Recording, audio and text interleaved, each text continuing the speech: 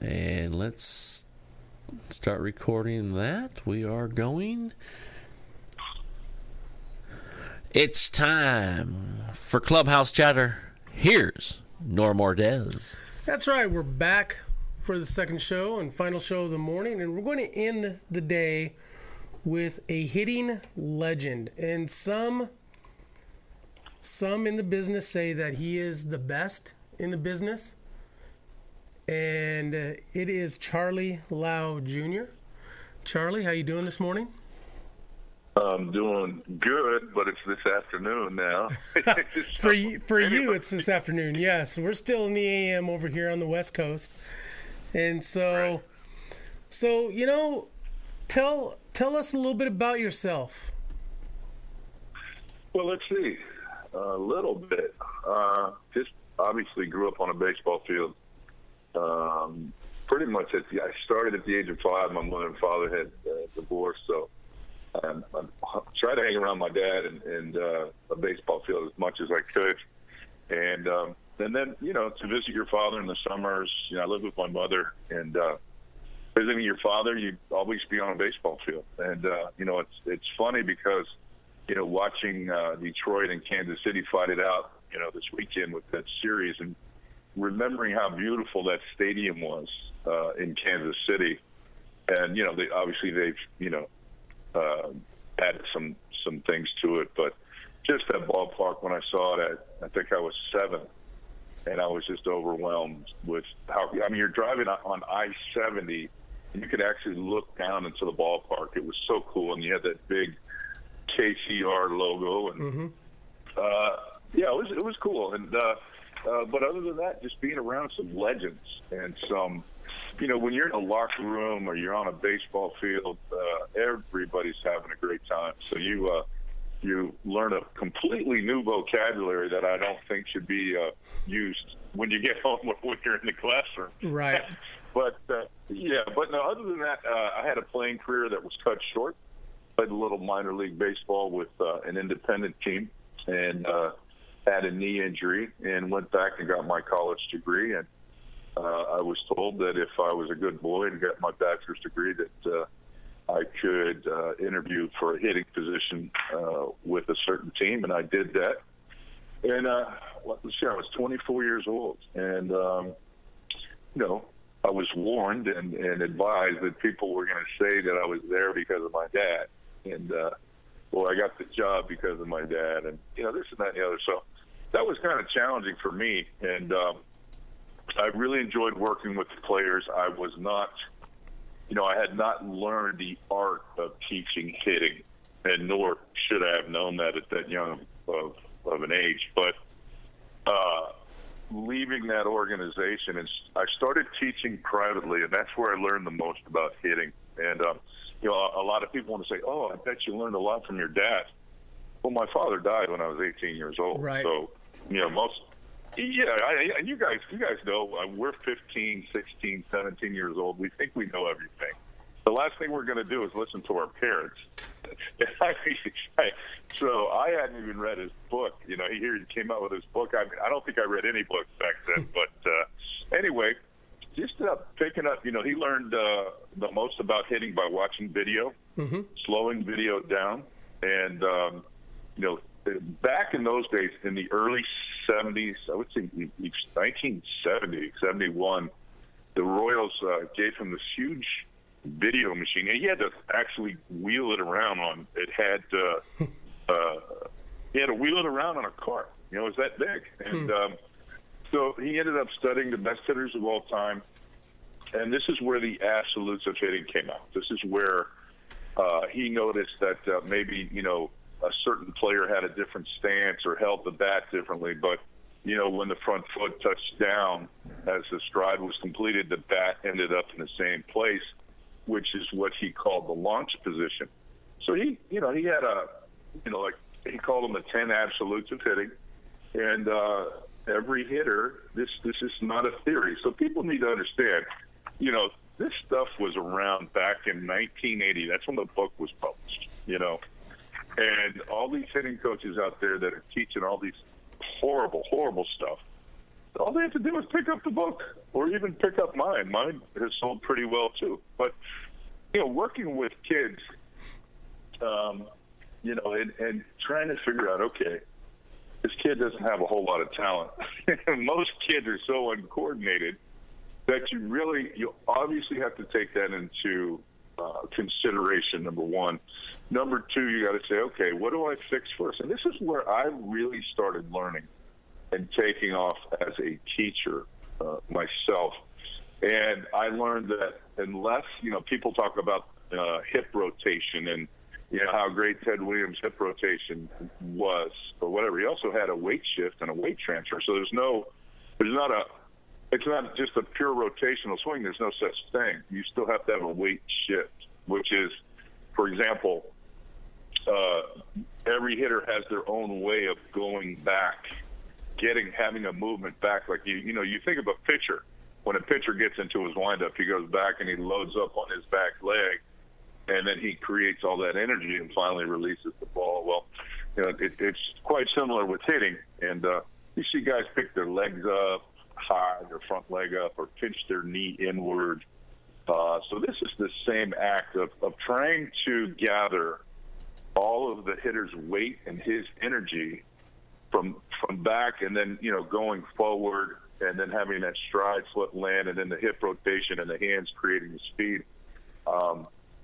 And really isolating, okay, like I said, a minute ago, what do I fix first? Well, if your hip rotation, if all these things are great and your hands don't work correctly, you're not going to have a successful swing. So guess what I teach first or fix first? It's a big guess out there, Norm. What do you think? Brian, what do you think? Brian, you're awful quiet over there. I'm trying to keep the music going. I pick up your feet. I don't know. It's the hands, man. Exactly, man. It's the hands. What are you right? He's watching another show. He's probably getting his bets in for the NFL games today. But you gotta fix the hands first. Absolutely. And so from that point on, I mean, one of the kids turned out to be Alex Rodriguez that I was working with in high school, and we had a good relationship. That was back when he was a nice kid. He certainly wasn't the monster that he turned out to be today, poor Alex. But anyways, working with him and, teaching these things and just realizing, when do you teach and when do you, step back and let the player, for example, he did so well in the minor leagues that, what am I going to tell him? The kid's hitting 20 home runs, he's hitting over 300, and he doesn't want to talk about hitting because he's doing well. So that was funny. George Brett and I did a radio show together, and he mentioned the same thing. He said, when these guys are hitting good, they don't want to talk to you. So you're always dealing with guys that are having problems with their swings, and there's causes for these problems. Like, for example, if you have a great swing and you get your stride started too late, then you don't have enough time to take that good swing.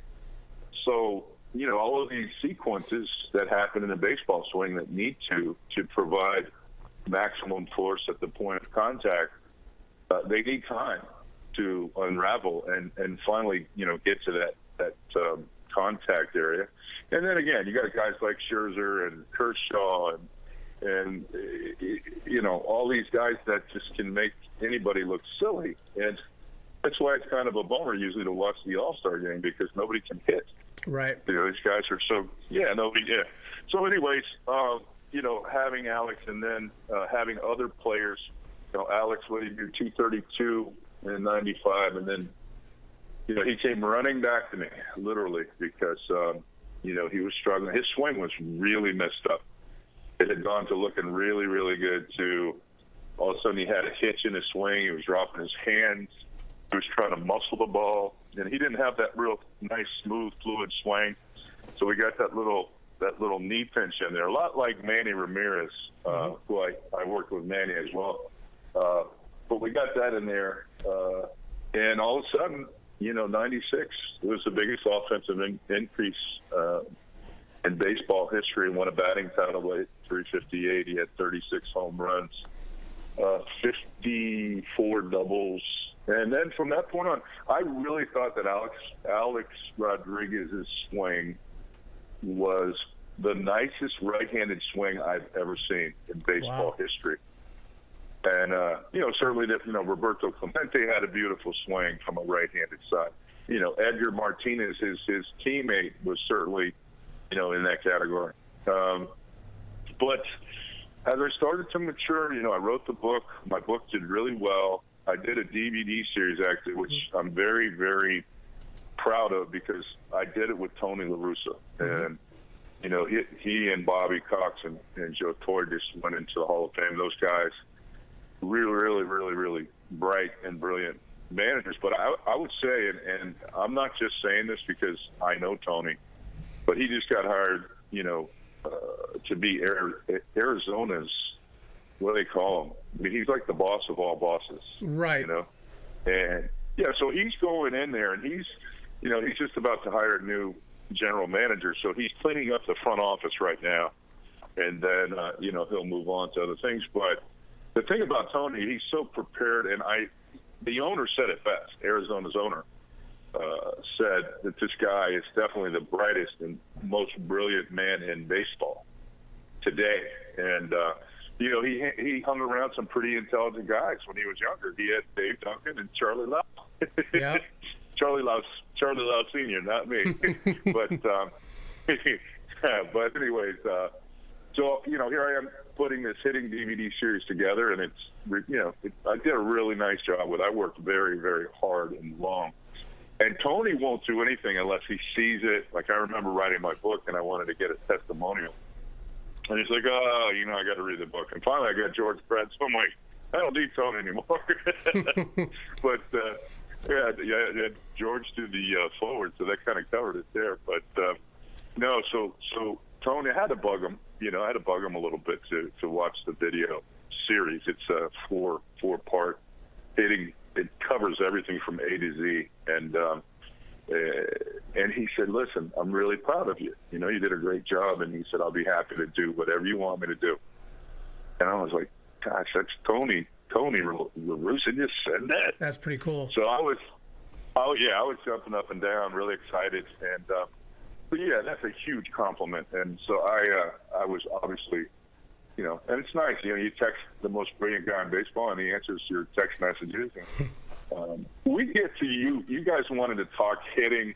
You want to talk about some of the hitters that are doing well today. Yeah, let's dissect a couple of them. Yeah, sure. And so let's, first of all, I had a guest on an earlier show, and we were talking about the American League Most Valuable Player. And we made an argument that Victor Martinez of the Tigers should be in the running for Most Valuable Player. His numbers are Mike Trout-esque. They're like, he's like a couple home runs short, but he struck out 40 times this season compared to 170 some for Trout. And you can't see how Trout strikes. You don't see all the strikeouts with Trout. They only show you the home runs and the great catches and the stolen bases. Right. But they said, let's see, when Victor Martinez has 2 strikes, I think he hits like 340 when he has 2 strikes. And that's crazy. It is sick. It is sick. And I was looking at guys, I was preparing, I wanted to look around and see what I was impressed with. I think there's a strong case. When I saw Victor Martinez, just watching the last 2 games against Kansas City, and you look at that lineup, Victor's so important in that lineup. And then, being a switch hitter, I mean, he's just a very valuable player. And to finally truly be healthy. It's funny how guys get healthy when they're up for a new contract. Yeah, that is true. Yep. Yeah. But Trout, he's a great player. I mean, he's a very exciting player. And as we can see, I don't know if you guys can even name anybody on Kansas City's team because they're not popular. And the reason they're not, they don't have big home run hitters. They just have a lot of speed. Right. And speed kills. So Trout is so valuable to a team. And then to have that power. I mean, he's got he doesn't look like a really, really huge guy. And, the other MVP candidate I think you have to bring up, obviously, well, not obviously, but I think Nelson Cruz, what he's done for Baltimore, has certainly, been remarkable. And so he's in there. Who are the other guys that you guys are talking about? You got Trout, you got Victor, you got, let's see. Wow, you got Cano. Nelson. You got Cano up in Seattle. Cano, he hasn't really put up the big power numbers. Of course, he's in Seattle now, but he's still hitting over 300. And so you haven't seen. I don't think obviously he didn't have the players around him to protect him. They can pitch around him a little bit, so right. His numbers aren't going to be as loud as they were in New York. The guy that's really shocked me. And you got to look at his swing. It's effortless. It looks like he's just having a nice roast beef sandwich and just swinging the bat with that one hand coming off, as he's eating his sandwich and kind of walking around the bases as he's, just hit another home run. This kid with Houston, Chris Carter. Oh, man. First baseman. Yes. Yeah, he can mash. I mean, I'm telling you, he can really, really rake. So watching him has been enjoyable because to be a big, strong guy and see how fluid he swings the bat. I mean, to me, that's been, very, very impressive. And, I don't know. I like, for me, I really like the way the Dodgers have picked it up. Lately they finally started hitting. Yep. And I'm like, man, you got the what? I mean, you got the National League All-Star team. As who wouldn't want to be the batting coach of the Dodgers? Is exactly. My question. And I think the Dodgers problem. I mean, obviously they're one of the better teams, but they have clubhouse issues.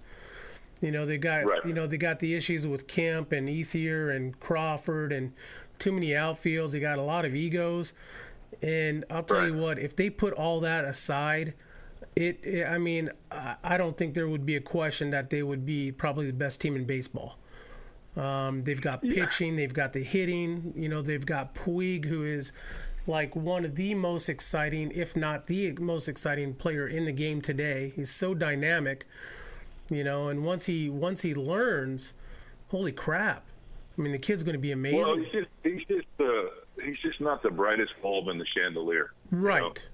So, he's so amazingly skilled and talented, but is he intelligent enough to pay attention to what these other veteran players are trying to teach him? I mean, Don Mattingly knows a lot about the game, and he certainly gets no credit for their success and all the blame. Yep. So, and Kershaw, I mean, we don't even need to talk about that phenomenal what they did. Whatever God sprinkled on this kid's arm and his mind is certainly priceless. And then, okay, let's talk about this. What about this kid Abreu with the White Sox? I was just, as we're talking about it, I'm thinking about Abreu. Yeah, he's amazing too. Yeah, he handles the bat well. He's got power to all field. It looks like he does not miss any Taco Bells along the way to the ballpark. Yep. No, I'd probably get in trouble if I ever met him. No, I won't say that. I said that about Miguel Cabrera last year, and I was just kidding, but people got mad at me. Right. But, no, yeah, he handles the bat well. And, it's weird because we were only used to seeing pitchers come over, from Cuba. And I'm like, yeah, all these pitchers, where are the hitters? And then all of a sudden, there they are. Cespedes, all these guys are just crushed. I mean, I'm like, damn, Yep. Even some of the pitchers, I mean, they had to hit too. Pel Duque's brother, what was his name? Pitched for the Marlins. He could hit. Yeah, Levon. Was it Levon? Levon, Yeah. Yeah. Levon Hernandez, yeah. But anyway, what are your, the other thing, these were my two picks last year for American League and National League Championship. Okay. I picked Anaheim, the Angels, because of their offensive lineup, and I picked the Dodgers.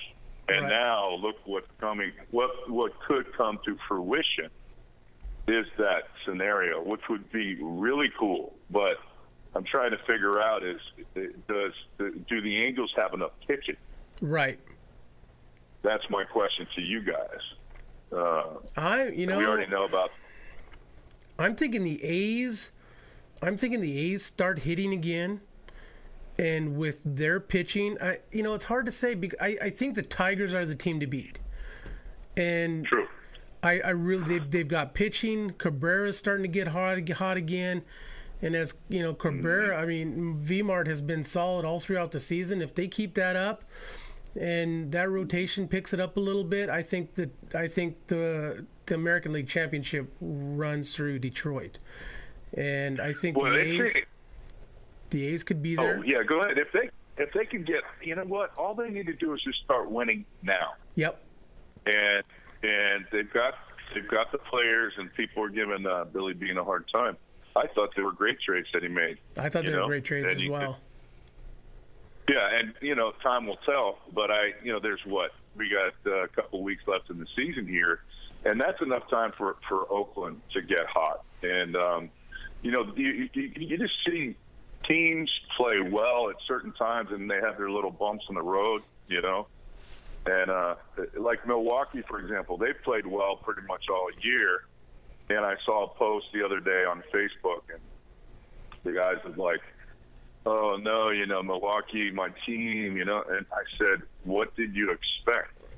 And I'm not being mean to the guy, but I said, "No offense first."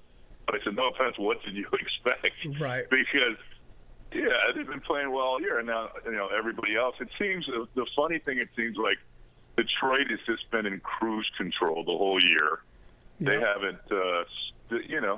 haven't, they didn't play well. They didn't start playing well until, 2 or 3 weeks ago? Right. A month ago? And when they needed to pick it up. Yep. Yeah, now they're like, they got the hint, oh my gosh, we're getting close to October, it's time to play. Miguel's like, oh yeah, man, it's time for me to get my swing working again. And they figure out those pesky Royals aren't going anywhere, Obviously, they got beat yesterday and the night before by Detroit. But I said to me, let's see what I say, probably about 6 weeks ago, I said that, I'm really happy for Kansas City, but I don't think they have the horses. Not yet, and, right. No. And you know what? Eric Hosmer's been hurt. Moustakas has been horrible. So the guys that are supposed to have the power, that are supposed to help that ball club, by hitting home runs, they have not. They haven't had that guy. They've had to really just nickel and dime people, and use that speed. But no, I think Kansas City's done. But I don't know. I love to see hitting, obviously. Yep. And watching the Angels hit, the Dodgers hit, and Detroit. I mean, they hit too. They hit pretty well. They got this kid, J.D. Martinez, who, it was funny. I had him as a little kid. He came to my hitting schools. he was a really good kid, and he's kept those principles in his swing, and he's had a really good year. I mean, how would you like to be the Houston Astros and tell J.D. Martinez that I'm sorry, J.D., but we don't need you. Right. We're going to go ahead and release you. How would you feel right now if you were the general manager who made the decision to get rid of this guy? So he doesn't look really smart right now, this guy, right, in Houston. So, but anyway, JD's done really well, and he doesn't run real well or anything, but he's certainly got a nice swing and plays a good left field. And the other kid that I've been watching a little, I don't know if you guys have watched him, is this kid Corey Dickerson with Colorado. Right. And what has he got? 24 home runs. He's hitting over 300, has speed, but you probably don't watch him because Colorado's in last place. Right. If I'm not I've mistaken. I've seen Corey a couple of times, but yeah, he's a nice prospect to watch. He certainly does. So, what about the Cubs? I mean, you look at what the Cubs have got. They've got Chris Bryant. They're loaded in in their minor leagues. You know, they got Albert Mora, who's from your neck of the woods down there in Florida. You know, and you know, they've got, who else they got? They got a guy named Vogelbach who's up and coming, and you know, they just need pitching. You know, the Cubs could be playoff bound here in a couple of years. Well, it looks like they're finally putting that team together. And what's the kid's name that left there, went to Boston? The general manager. What's his name again? Yeah, went from Boston to Epstein. Theo. Yeah, Theo. Yeah, Theo's done a nice job, and you know, he's real quiet about it. But you know, it was funny. We saw this thing. Let's see. Why? There was another Facebook thing. We hang out on Facebook. It's had these two pretty girls sitting in the seats, and they're like, "Why are there so many pretty girls that go to Cubs games?" And I guess the answer was they don't expect any rings, right? Or something like that. It was something funny, but no, this guy Nate Shearholz, the first baseman, man, he hit some monster shots, and he's had a great season. And so if you get your corners set up and you know, your minor league system set up, it's I think it's interesting. I would love to be able to build a team and also be a part of player development, which I hope that happens for me with Arizona, and I hope I get to work with Tony La Russa, because that would be fun to build that offensive flood, trying to get these guys to the big leagues and make sure they don't have any holes eventually. That would be a great, enjoyable job or position. I don't even think it's a job. I think it's really more enjoyable. You know, that's fixing a swing is definitely not a job. That's a lot of fun for me anyway. And the D-backs, they've got, you know, they have a decent system. I know their low A team, the Hillsboro Hops, won a championship this year. You know, and Visalia played for the Cal League Championship and lost to Lancaster. And so, yeah, they're up and coming again. I mean, they're starting to put together some pieces. La Russa, you know La Russa's going to win. I mean, there's no doubt about that. You know, you look at what he did in St. Louis, and you look at what St. Louis is doing this year, which is, you know, the splashback from La Russa. And I mean, they've done a great job, and nobody, I mean, they're there every year. They're in the hunt every single year. And they are, and I don't think they're the same team that they were when they had Tony. No, but here they are. They're still there. They're still there, and you know what happens now? This is a new trend in baseball. Is, you know, now you got the general manager, and he's the one who's selecting the pitching coach and the hitting coach, and he, basically there's power that's taken away from the manager. And I think that was one of the reasons why Tony just had enough, and he walked away after he won that World Series. And, you know, and here he's doing some stuff for the commissioner, and so I talked to him, and I thought, you know, maybe he would want to be the commissioner. And he's like, no. He says, you know, I want to build my own team. And I'm like, who in their right mind wouldn't give this guy? I don't care what team it is. Who in their right mind would not, you know, hire Tony La Russa? I mean, you know, Dave Dombrowski was, you know, a little kid when Tony was the manager for, not a little kid, but he was an intern when Tony was the manager in Chicago. But he's such a brilliant man. And to, you know, you also have to have knowledge of your minor league system. You know, you have to have good communication with them to plug in these pieces. And so just based on what I've seen Tony say publicly is that they don't want to spend money. They want to, you know, they want to build their team, you know, wisely. And I think Theo Epstein's doing the same thing. But they start talking about sabermetrics, and I can't even spell the word. I don't even know what that stuff is. But they're you know, they'll go into the sabermetric thing. And, you know, the other thing I want to get your take on, it seems like when somebody signs a big contract, they just they quit producing. Look at Josh Hamilton. Yep. Look at Josh Hamilton, man. I don't know what he's doing. If he's gone back to messing around with some of the things he was doing before, I have no idea. But this guy, it just seems like once they get paid, it's done. These guys are they're on cruise control. I don't know any player who's not making $10 million in the big league. Maybe the Bat Boy's making $2 million now. Right. It's funny that that you brought that up, and before you even mentioned Hamilton, he was the first player that popped in my mind. I love Josh Hamilton. What he did in Texas was awesome. He's got a great story, but you're absolutely right. You know what? He got paid, and so. Yeah. Therefore, and there's other players. Well, Albert. Look at Albert Pujols last year, but you can give him a little bit of a break because he was hurt. He had the plantar fasciitis with his feet, so we'll give him a pass there. He's obviously swinging the bat much better now. But how do you give a guy who's 30 years old a 10-year contract? Right. These guys are going to break down, and I don't. You have to refresh my memory here, but how much money did they give Miguel Cabrera in the offseason? Wow. And they didn't need to. I think it was an extension. Yes, it was an extension, and Brian's checking on that right now. But and Cabrera hasn't had his Cabrera-esque season this year.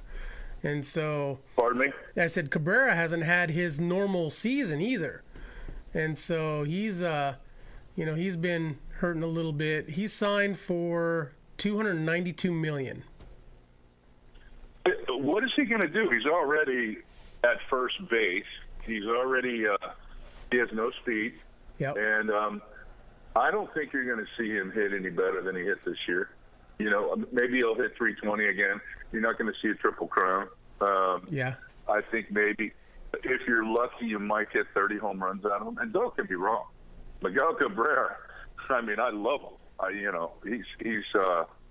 He is definitely special, and right. Win a triple crown, and he really is. And but just you look at the way somebody's built, the physical structure of somebody. Are they going to break down? He's not a muscular guy. He's very soft. Mm-hmm. And so what is he going to do? He's going to put on weight. This kid we were talking about over in Chicago, came from Cuba, Abreu. He's going to put on weight. You just look at these guys. If they're not muscular and they have that soft body, they're more prone to putting on weight. Right. So I have no idea. I have no idea. You tell me one general manager other than Dave Dombrowski that would have given Miguel Cabrera that amount of money. Maybe that's. What does that go into? 200. What you said? 292. $292 million. $292 million. Does he have to play until? He has to play until he's 45 or 50. I think so. But it is. It's outrageous, and there's no way that he's not gonna be putting up numbers 5-6 years down the road like what he did last year or even this year. Right. Without a doubt, that's my point. He's not going to get better. Okay, every year he's going to. How old is he? How old is Miguel now? 30? I think he is 30. Yes. Okay. Yeah. So they gave him another 10 years or whatever. 7 to 10. Yeah. 8 to 10. Something like that. Yeah. I'm not a big believer, and I know it's really the agents, and Cano. When Cano went to Seattle, it was because of the number of years, and it was all about the money. Right. So they're saying, okay, well, they think this guy, and I think wasn't Alex Rodriguez the first one to get that 10-year extension in New York? They gave it to him, so he's under contract until he's. Yeah, so whatever. Scott Boras got him that deal too, I think, if I'm not mistaken. I think so. But A-Rod's done. A-Rod is done. He'll come back, into next season, and he might have who knows? Because who knows what A-Rod is doing right now? He stayed out of the limelight definitely for this season. I'm shocked. And so, you've heard maybe once or twice his name once or twice.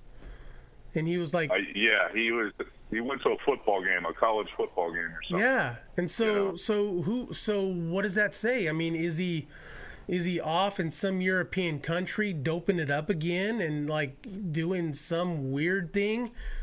Who knows? Yeah, something that well, the whole thing is, why do that? Why did you do that anyway? You had the nicest swing in baseball. You had power to all fields. You hit 330, every season. Why would you want to do that to yourself? Money. I mean, what more? This is like, money, but I mean, you're going to make more. For me personally, I lost, and that swing has been ruined. I'm sorry. Yeah. And everybody, and I don't like to badmouth people.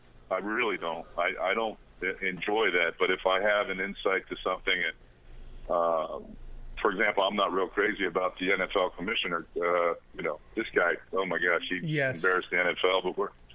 But he's an embarrassment. He's doing deals behind everybody's back with owners. I mean, Right. if I'm not, that's like collusion. But I don't want to talk about him. But with Alex doing that stuff, and then changing his swing with Kevin Long. For example, every hitting instructor in New York, if you're the Yankees hitting coach, you get some really good press because all the media people are around you. Right. Okay, so Kevin Long has been made out to be this genius of a hitting coach. Where are the Yankees this year? Exactly. And the other thing is what? Right. I mean, and they spent all this money. Brian McCann ended up hitting 220. Your best hitter ended up being what's his name? Gardner. Yep, Brett Gardner. Yeah. Yeah. I mean, they didn't realize that this guy had. What has he got? He's got close to 20 home runs, does he not? I think so. Yeah. Yeah. And Ellsbury's had a good year, but he's not going to take you to the promised land. Right. So I just really was, and they haven't hit at all. I mean, New York is just really, I haven't seen anybody improve their swing. And if you look at Cano's swing never changed. It stayed the same. I haven't seen whatever. The problem, I think, and this is where I'll give Kevin Long a break. I mean, I know what Kevin teaches, and it's not conducive to using the whole field and having power to all fields. But in Kevin's defense, I will say that I think whether it's the owner or it's got to be the owner, it's got to come from the top. That ballpark that they play in, they pull everything. Mm-hmm. I mean, so that if you try to pull everything, you're going to start pulling off pitches. You're going to be vulnerable from the middle of the plate to the outer half. So that's why the batting averages are low, and so they haven't hit that many home runs either. And then the injuries to Teixeira, another guy they gave a 10-year deal to. That's another waste of money. Yeah, waste of money. But anyhow, you have these ballparks. Like, look at Baltimore. Okay, I mean, they just complete. I mean, you see a ball that's hit, and you think it's a routine fly ball, and it's deep and way out of the ballpark there. And I would love to try to make a comeback and play in Baltimore. There you go. As long as you had a bat, as long as you faced a batting practice pitcher, Right. that would be a lot of fun. But these ballparks, they look at Baltimore. They play that. They use that ballpark pretty well. So. All right. Well, give us one more thing. Sure. One more thing here now. Watch out for the Pirates. Yes. Yes. Yes. It was funny. Yes. I emailed Clint Hurdle, who's a friend of mine, about 2 months ago. And Andrew just got, right before Andrew got hit in the back with Arizona, that little beanball thing they had going there. Yep. That set Andrew back. I mean, he was hurt. That's why he was hurt. They said it was something else, but that injury was caused by that beaning. But I told him, I said, hey, listen, you guys are going to get hot. You will get hot, and you'll be there at the end. And so whatever, he always responds, and we keep in touch, via the internet and so forth. And but and these guys are playing well, and he won Manager of the Year last year. Yep, McCutchen could win MVP again this year. He could. He could. I'll tell you what, though, this is a touchy thing. I'm a big Giancarlo Stanton fan. Yes. And I think this guy, what he's done, he doesn't have a bunch of sluggers that are surrounding him or protecting him in the lineup. But what he's done, I don't think you can say, okay, well, he's hurt, so we're not going to give it to him. I still, if you ask me, Giancarlo, and it's funny, these guys say it on MLB Network or whatever. They don't even know how to pronounce it. They call him Giancarlo. Right. It's John. Yeah, man. Yeah.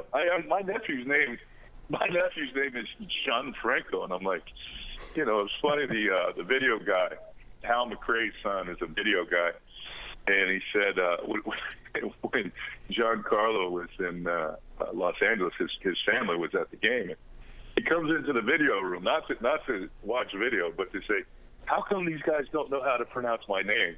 My whole family's here for crying out loud. So I talked to the day after the beaning of Stanton. I ended up talking. So Brett Butler is their third base coach. And Brett Butler was the manager. I was his clubby when I was in Lancaster in 2006. So I still keep in contact with Bugsy. And, I called him the day after and we were talking about it. And he goes, Norm, this guy's the real deal. And so, yeah, I think you're absolutely right. I mean, he definitely can lay claim to that National League Most Valuable Player, without a doubt. And, I think... Whoa, what? Go ahead. Go ahead, Norm. Without a doubt, baseball... I can't remember a time, going back until like maybe the 80s of having, so many young superstar type players. You've got Abreu, Stanton, Puig, you've got Harper, Trout. Dude, we're loaded. I mean, it's a fun time in baseball. It really is, and we needed it. We needed some new... Well, Kershaw, I don't know. He's not a little baby, is he? He's still young. He's like 24, 25. Yeah. Yeah, But he's a veteran, though. A nice... Yeah. And, it's nice to see these young guys. And, McCutchen's been around a little bit, but he's still a young guy. He hasn't gotten paid yet. Nope. And he will get paid, So... But no, I think it's exciting. You need to, continue having, Jeter's leaving. What is your take on, do you think that they've overdone the Jeter thing? Especially when, Derek, apparently doesn't want that much attention, but look at all the attention he's got. Yeah. And he keeps doing these commercials. Like he did a commercial the other day close to Yankee Stadium. And my point is I'm Derek Jeterized out. Yes. To be honest. And I love the guy. I respect him as much as anybody else does. But you know what? I've had enough of Derek Jeter. I really have. More commercials. Right.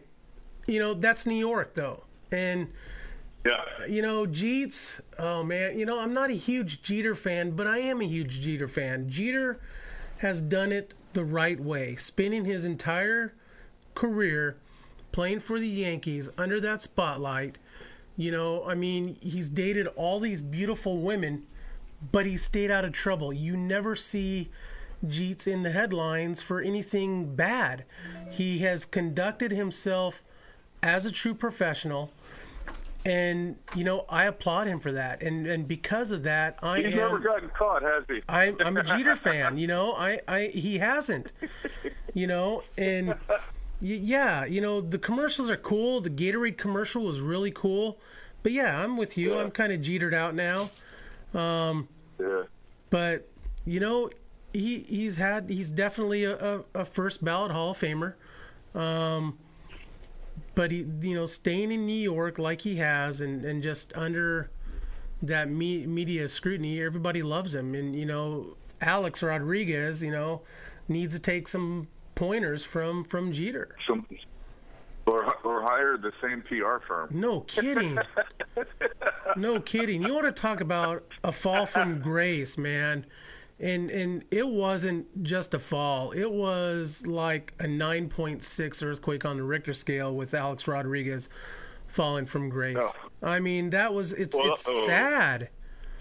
It's the really whole thing sad. was, knowing Alex for as long as I've known him, and knowing that there was never enough.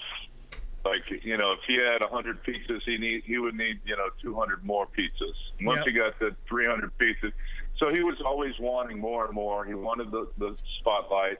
He thought he could take the spotlight away from Derek Jeter, and the fans in New York let him know really abruptly that wasn't going to happen.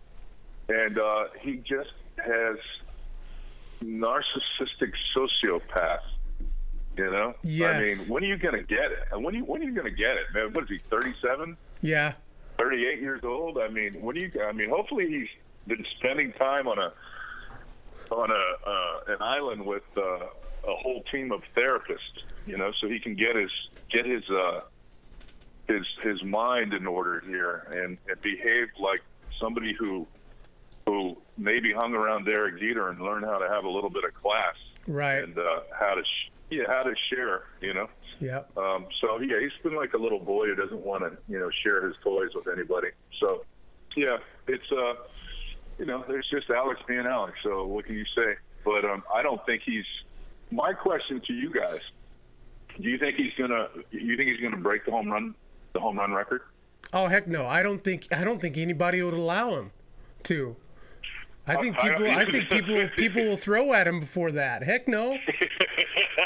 I seriously do. I mean, wouldn't you? I wouldn't. Well, I don't think he'd be. I don't think he's going to be.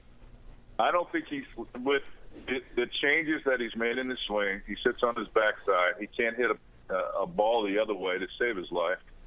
And I don't think he's going to be any slimmer. I think he's going to come back, and you see the muscles that bulge out of his leg. Yep. And he swings so hard, and his swing is so out of control. I don't think he's going to run into many balls anymore. I really don't. So unless it's a batting practice fastball, maybe he'll get a hold. But he's not going to be able to hit. I mean, you think about it, a guy who's been out for the entire season. He's had 2 hip surgeries. Yep. Okay. With all that grinding and stuff that all the stuff that are you going to tell me that the amount of steroids that he's done in his career, that he's not going to break down again? He's not going to have another surgery and another surgery and another surgery? Exactly. I mean, that's what happened to Barry Bonds. Ken Griffey Jr. Well, Griffey, I highly doubt that Griffey. He didn't need to do.